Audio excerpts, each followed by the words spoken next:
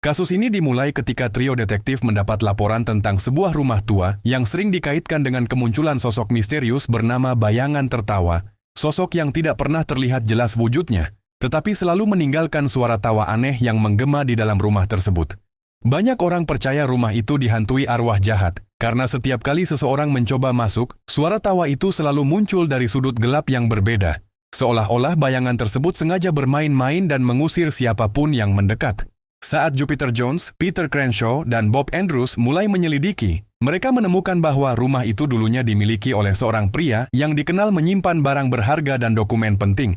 Namun semuanya hilang secara misterius, bersamaan dengan munculnya legenda bayangan tertawa.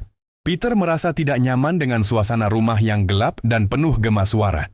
Sementara Bob sibuk menggali informasi tentang pemilik lama rumah itu. Dan Jupiter justru mulai curiga bahwa suara tawa tersebut bukan muncul secara acak, melainkan diputar dari tempat tertentu dengan tujuan menakut-nakuti orang. Penyelidikan semakin mengarah pada kesimpulan bahwa bayangan tertawa bukanlah makhluk gaib, melainkan hasil dari penyamaran dan rekayasa suara, yang digunakan seseorang untuk melindungi rahasia besar yang tersembunyi di dalam rumah tua tersebut.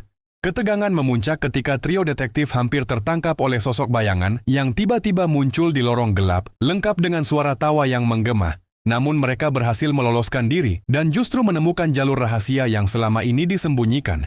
Melalui jalur itulah mereka menemukan bukti bahwa rumah tersebut digunakan sebagai tempat persembunyian barang curian dan dokumen penting. Dan suara tawa hanyalah alat untuk memastikan tidak ada orang lain yang berani mendekat atau menyelidiki lebih jauh. Dalam penyergapan yang telah disiapkan dengan matang, trio detektif berhasil membongkar penyamaran bayangan tertawa.